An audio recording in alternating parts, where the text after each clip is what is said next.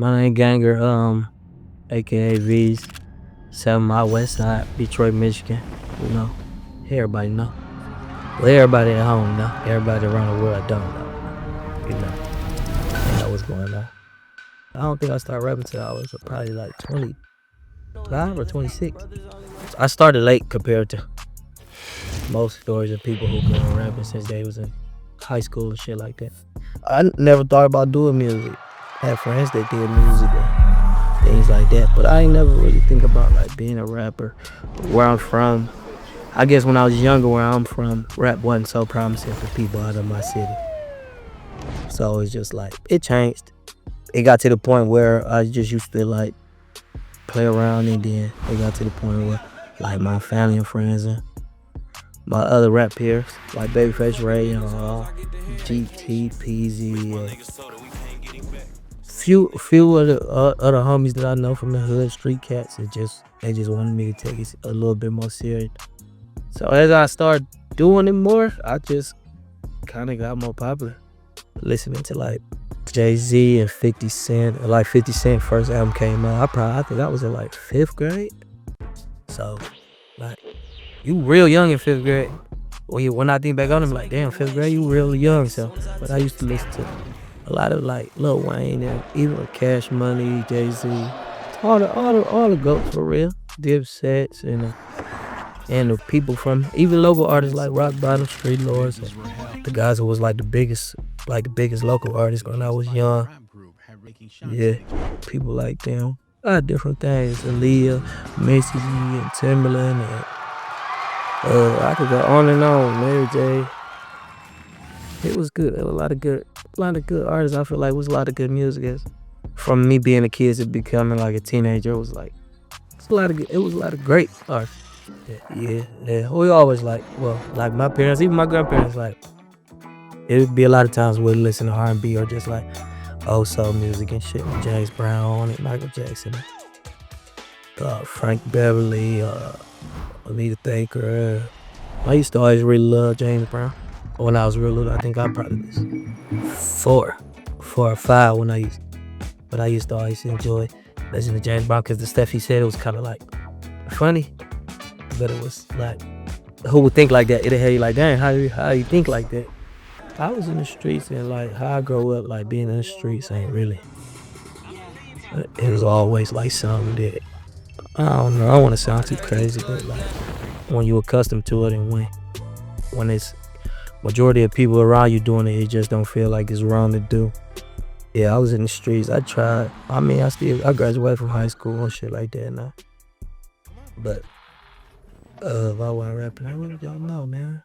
I want to be a positive image just based off young kids see me, and I want them to know they could go from nothing to something.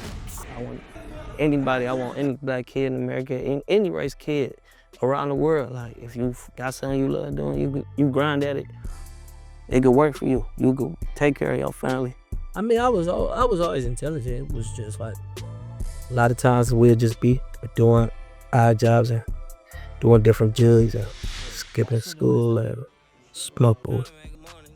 I don't even like to say stuff like that though, because I don't want nobody in high school to be smoked. So I really hate to say all that, but me and my brother always been kind of like the same. Yeah. We always been like the same. Like, in so many ways, and we don't disagree about. It's rare that we disagree about anything to the point like I can remember the things we do disagree with, just like that. Like Iverson and Kobe Bryant. In Detroit, like hood, like Detroit real hood, but like it kind of bougie in a way, you know.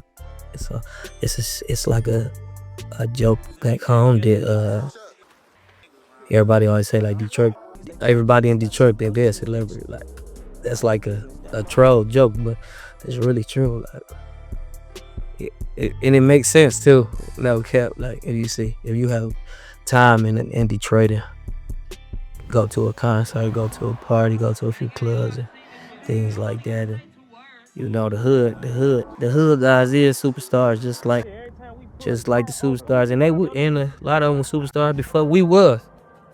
Without rapping, you know, it's a legends, street legends, and niggas who put on it. There's a lot of them. There's a lot of them behind the scenes that's responsible for us being who we became. No cap, but it's definitely cool. You had to come at a time where it's something going on. If you come at a time where something going on, like I said, basketball games, football games, or good parties, good concerts, it's always fun. But if you like, I feel like we down to earth though. I feel like everybody in Detroit down to earth. Everybody, if you see somebody from Detroit who's shining, pretty much like 99%, they probably came from zero. So I feel like we still like humble. We'll let people know like how we coming and where we from, but a lot of people who come up, they come from nothing. So I feel like everybody in Detroit got that sense of like no matter how far they go, they still kind of remember where they come from. And if they can't go back to where they come from, it ain't really like that's like something I'd be ashamed of. Seeing that I made it, I act different and stuff, and I couldn't pull back up on it. My day one friends will have them with me. I have them with me on tour or be able to just go back in that neighborhood and it's just fun for real because like it's so many people who gave me so much game on my way up. Like I still love to see like the day one shit. Yeah, Detroit slang just like anywhere else. Like it changed every so couple years. New things come out, new terms come out. Built up. Like saying dog, like we'll replace the word dog with like it's like let's just say somebody tripping, he be like, what the fuck wrong with this nigga? Instead of saying this nigga, we be like, what the fuck wrong with dog? Like stuff like that, or like having a lot of money on you with that we call having a lot of money on you is dog shit. So you got like the racks on you, like they poking out your pocket, and like damn, like bro got dog shit on him tonight. It might be feeling good. It might be his birthday or something. Like yeah, he got the dog shit on. But you could also be like, man, how can I say this? You could also use it as an insult or a compliment. Let's just say like you with a girl and shit. So once the girl laid in, it would be all the bros would be like Twin was just with a bitch that's ugly as dog shit. Or you could be fly and you the nigga be like, damn, you first dog shit to that. So it go both ways. That's like a good term, man.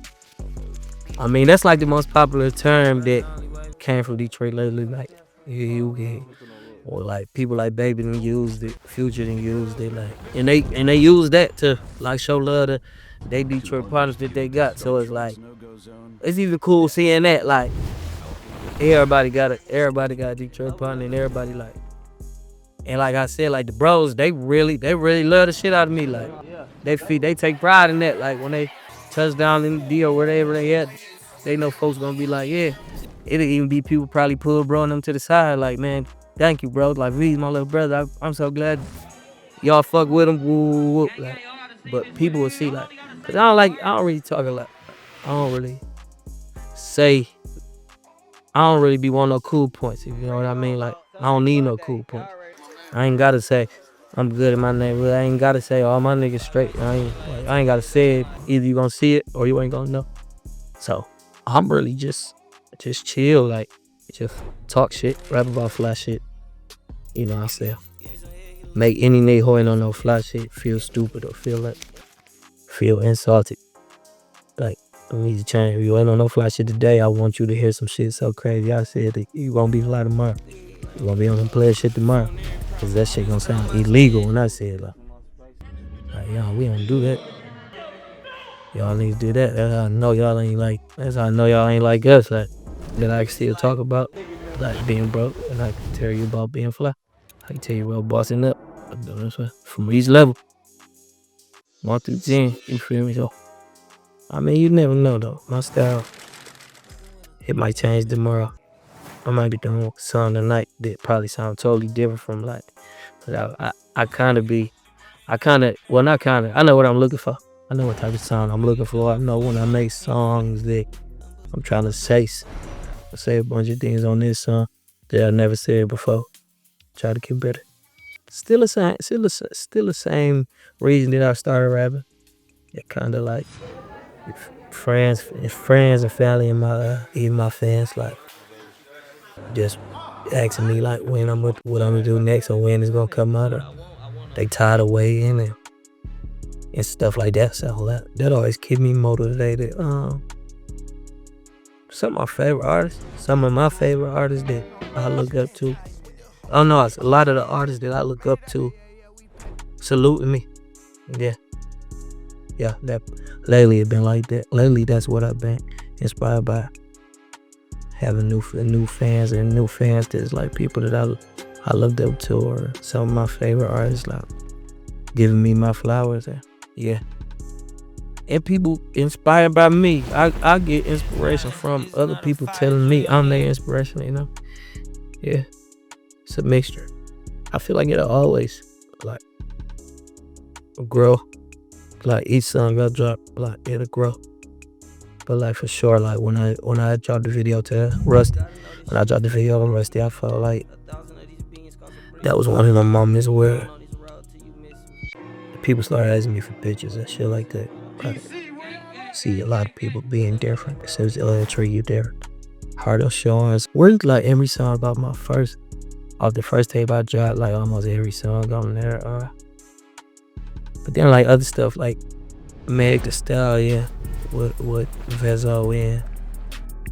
Ray GT. That was a big moment. Just being with us all being from different parts of Detroit. And that was our first time. That was my first time. I think still it's my only. Yeah, I think that's the only song that got with Veeze. Shit like that. When me and Ray made the Gallery Department song. But when I dropped my last album, that's when I really started feeling like I'm somebody, like I'm real rushed. Cause at first it's like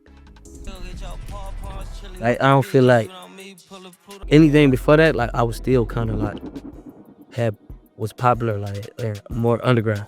It really set me up. Like I'm not underground no more. Yeah. Now I got more weight on me, and I get looked at different. Like I ain't in the underground. Like I don't get judged like that no more. I get judged just like all the rest of the raps on the mainstream. That's like I said a lot. Everybody ain't really like what I was doing when I first started rapping, but it get to the point like, I mean, people copy me, so but I be doing something. It gotta be a little something. A lot of times, like when I was just little, like, cause I used to just use DistroKid, so I did get presented. I got proposed deals, but it was just more when I was getting proposed deals, I felt like I still had room and grow. I felt like I wasn't really ready to be in no certain situation, but doing what I was doing independent always. A lot of people to even respect what I was doing enough to give me game and advice on things, like basically like people used to tell me what they did wrong.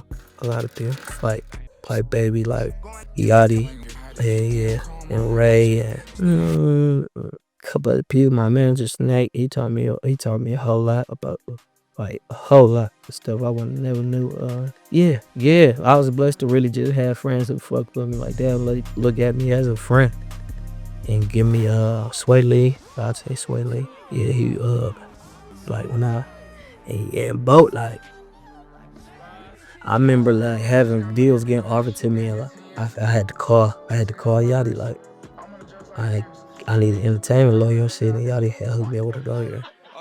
And just to the simple fact that ever since he hooked me up with the lawyer, like she still do stuff for me to this day. But me and Ray we got a lot of mutual friends. Like I'm from the west side, and he from the east, like Peasy, they all from the east side. And we used to got a lot of mutual homies. We got a lot of he got family on the west and shit like that. And Ray's older brother, like, kind of grew with my dad, but like my dad like a big bro to Ray brother. I just said I think my dad 50, Ray brother might be 40 or something like that. So coming up, like Ray brother used to always be hanging with a lot of the older cats. Man, it's a long little way up with the story, but yeah, baby. They always. Everybody know my dad for real on the west side. For real. He a popular guy. He grew up in a wild time, and like a lot of people love him though. Yeah, so like we just became close through first we knowing having mutual friends, then going to the same being at the same studio, and big bro, my uncle, my like right uncle, but it's like I ain't relative to him, but he like my uncle too. He owned the studio that we used to go to, so we all used to go to the studio and shit, just really just fucking around, busting jugs and shit like that. But no, we ain't meet. I met Ray when I was probably like I said, 25 or 26. But it's like shit. That time go by so fast, like it feel like that sometimes. Like we grew up together.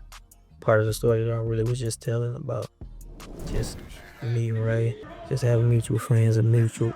I got a lot of homeboys on the east side. I did a lot.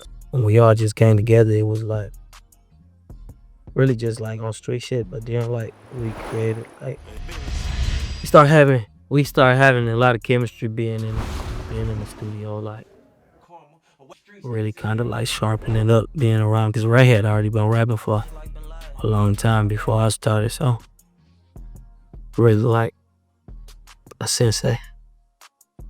And Gangers, like it just was like how can I say this? Well, first of all, like my whole music journey is to be like show other people they could do it.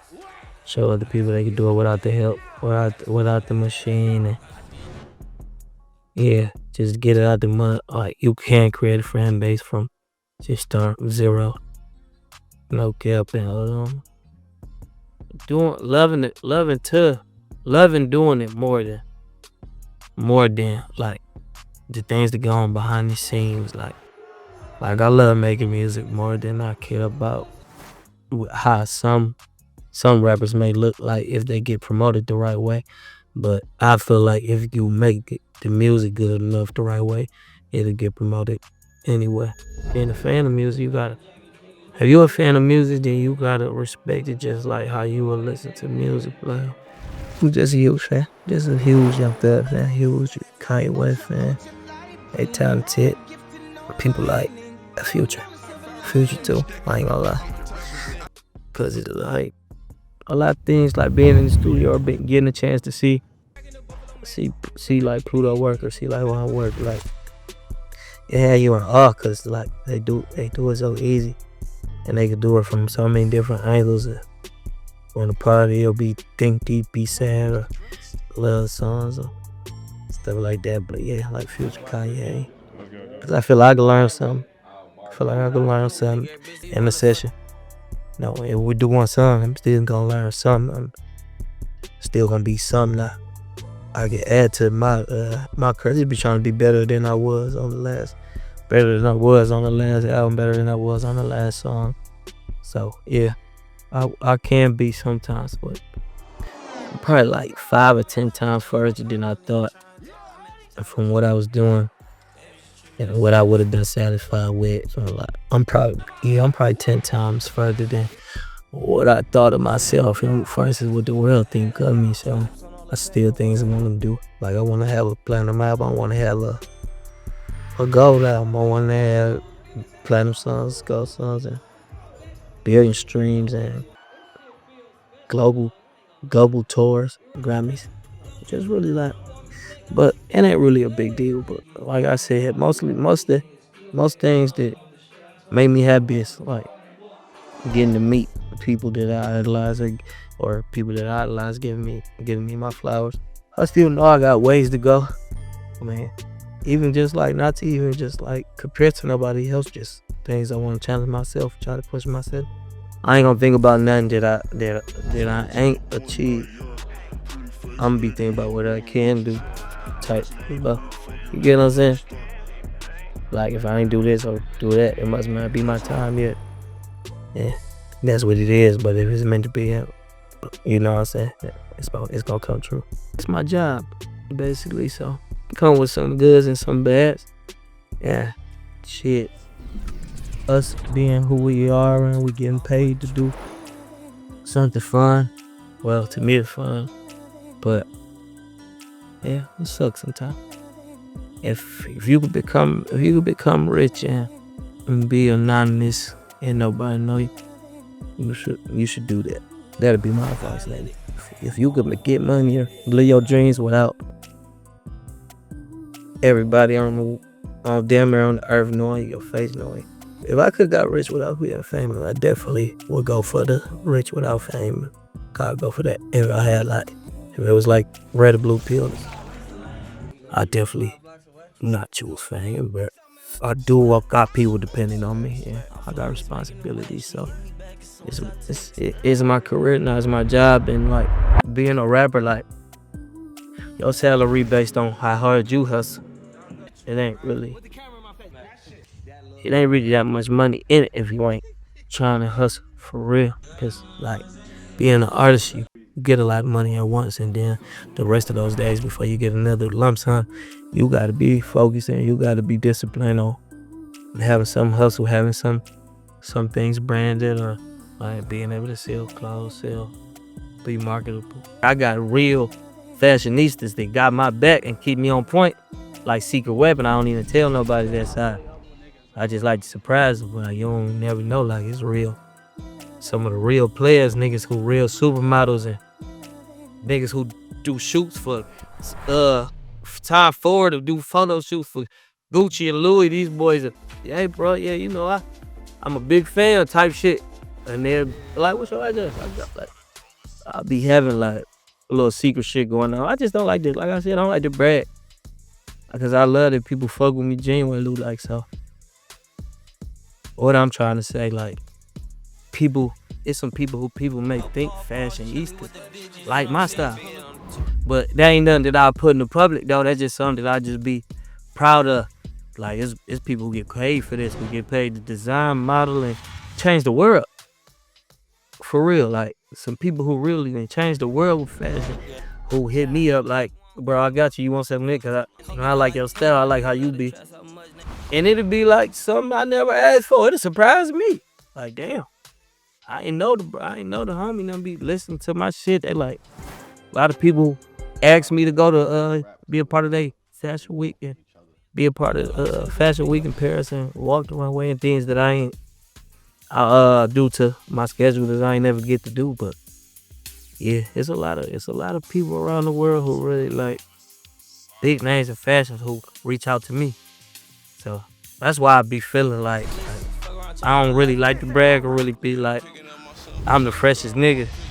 I just happy to be like part of the fashion culture. They got something to do with like hip hop and fashion coming together. I'm just happy to be a part of it. Either like the shit I did with Denim Tears, like I never came out of nowhere. Like the owner of Denim Tears hit me up about like, damn, I fuck with that shit, bro.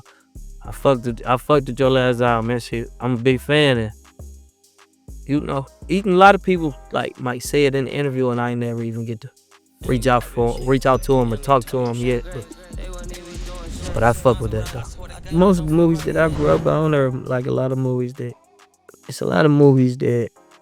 my dad taught me. My dad had me watching things like silly stuff or even important stuff. But yeah, I love movies. I would like to be in a movie. I feel like I could do anything. I mean, I'm a black man, so if they tell me to be a black man, that's pretty easy. You feel me? Just like Denzel or Samuel Will. They didn't have to tell me to be something else to kind of fuck it up. Like for me to use a UK accent, it sounds like, all right, now I give up. But if I gotta be black, yeah, I mean, I could be black all day. Yeah, I'm serious. Well, like, how can you feel being a black man with the role? Like, you being this black guy, you being this black cop, you being this black drug dealer. Oh, it's easy. Only thing they can fuck me up if they tell me to be a white man on the camera. It might be different from what y'all think from where I'm from, but being hell rich is like being the head of your family. Being the head of your family, being able to, you probably don't got it all, but you make it happen. Just having that mentality, like, I'm gonna make it back. Like, if I got people depending on me, I'll be able to take care of everybody and pass out a little money or gifts to everybody. It's gonna always be like, man, I'll make that shit right back. And that's the reason why it's like you hood rich, like you in between. You might got the hood mentality, starting from the bottom, but you still got rich mentality, how you carry yourself.